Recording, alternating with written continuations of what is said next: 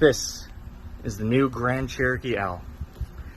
For the man and missus that dream of the off-the-beaten-path living, for the doers that let nothing stand in their way, and for the families looking for the best third-row seating on the market. And what better way to understand this magnificent machine than to compare it to the greatest unknown conflict of all time? The Great Emu War of 1932. So sit down, pull up your bootstraps, and spread that Vegemite, because we're digging deep with Jeep's latest and greatest installment to the Grand Cherokee franchise. August 1929. The world is still reeling from the Great War and only just recovered from the plague. America skips a beat that will throw off its economic stability for decades to come. With the catastrophic collapse of the stock market and the cultural collapse of the American Dust Bowl, the United States starts to impose tariffs on any imports. And these tariffs, in an effort to save America, bring down the rest of the world with it. Henceforth, the Great Depression. Perhaps the country that's hit harder than an F-150 hitting a curb is Australia.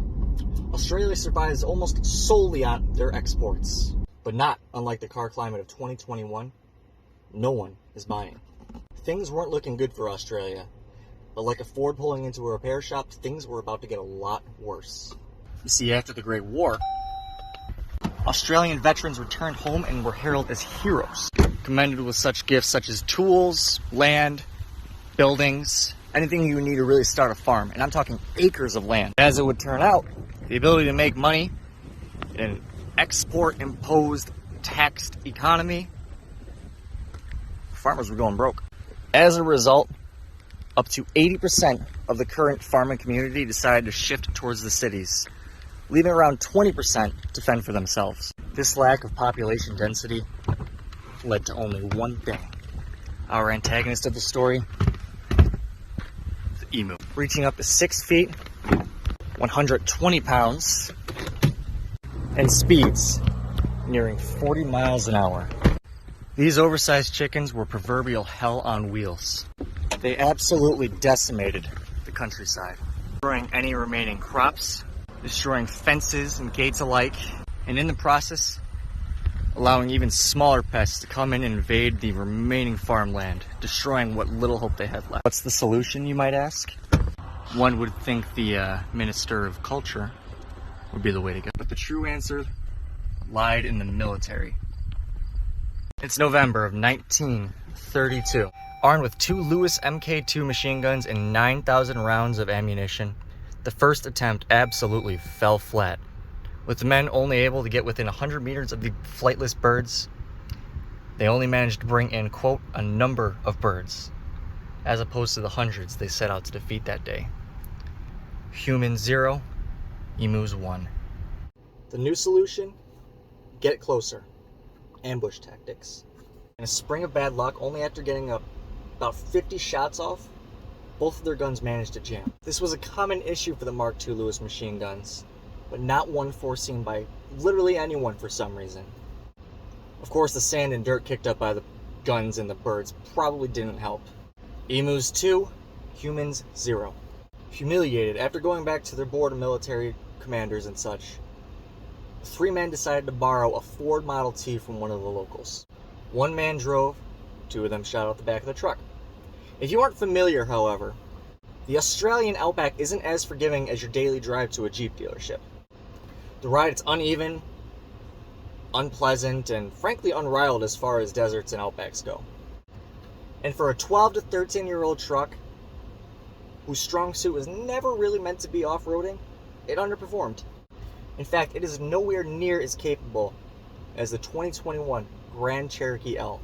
Its quadra-track, 4-wheel drive system, paired with Select Train, the 3.6 V6 with engine stop-start technology, and a whopping 9-speed automatic transmission. Not to mention, third-row seating, enough room for you and all your buddies to go to war up against the emu population. It would have been much more practical than the back of a Ford Model T truck. Adaptive cruise control with cross-path detection and active lane management The driver will stay on target and at pace with the flightless birds in front of, next to, and behind the line of sight for this vehicle. Never again will an emu take you by surprise. With among the tallest ride height any Jeep vehicle, fording rivers and streams has never been easier, with 10 inches of ground clearance and up to 2 feet of river fording. George Pierce, Minister of Defense at the time for Australia's military, didn't have access to such technology. If you ask me, if he had this vehicle, he would have won that war hands down. Probably would have bagged more than 1,000 of the 30,000 birds he promised to bring in, and then 10,000 rounds of ammunition promised to use. Eventually, soldiers and veterans were dismissed, and a bounty of around 50 to 100 pounds a head of emu came to be. By about 1937-38, the emu population was drastically reduced, and with a price point of only $38,690, that would mean you would only need to bring in around 460 of these pests to drive home this beauty today. With Jeep's never-ending wealth of national incentives and rebates, who really knows? Maybe you could be the next to wage war on the emu. What are you waiting for? Put down the ginger beer, pop on your emu feather cap, and head on down to your Jeep dealer today.